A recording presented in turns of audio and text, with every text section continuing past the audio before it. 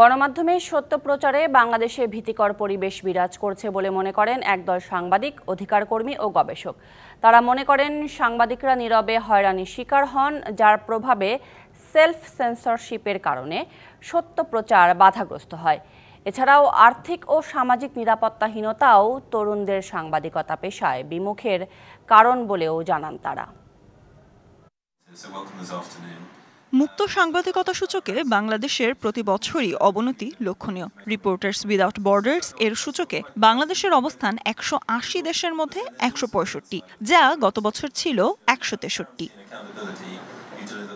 এমন বাস্তবতায় রাজধানীর গুলশানে যুক্তরাষ্ট্রের ঢাকা দূতাবাস আয়োজিত প্রেস ফ্রিডম ওভারকামিং চ্যালেঞ্জেস অনুষ্ঠানে অংশ নেন সাংবাদিক, একাডেমিক, গবেষক ও অধিকার কর্মীরা। তারা বলছেন, দেশের সাংবাদিকতার পরিবেশ এখন আর সুস্থ নেই। সেলফ সেন্সরশিপের কারণে সত্য প্রচার বাধাগ্রস্ত হয়।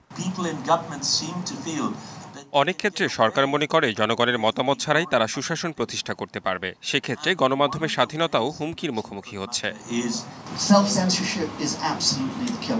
সেলফ সেন্সরশিপের মাধ্যমে সাংবাদিকরা নিজেরাই অনেক সময় সত্য ঘটনা তুলে ধরতে পারছে না। সেটি আইন প্রণেতাদেরই সাহায্য করছে, আর এই কারণে পরিস্থিতি আরও সংবেদনশীল হচ্ছে।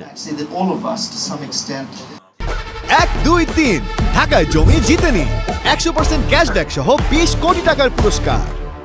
এছাড়া নতুন কিছু আইন মুক্ত গণমাধ্যমের পরিপন্থী বলেও মন্তব্য করেন বক্তারা। বাংলাদেশ গভর্নমেন্ট অন্তত 3টি মন্ত্রণালয় 7টি নতুন আইন তৈরি করেছে, যা প্রত্যক্ষ এবং পরোক্ষভাবে গণমাধ্যমকে প্রভাবিত করবে।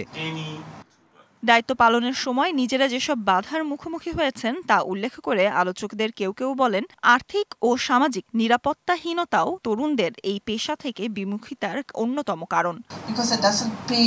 তরুণদের ব্যাপক ইচ্ছা থাকলেও আমাদের অদম্য তারুণ্য আর্থিক সংকটের কথা চিন্তা করে এই পেশায় আসতে চায় না। যারা আসছেন তারা শুধুমাত্র নিজেদের ইচ্ছাশক্তি দ্বারাই প্রভাবিত।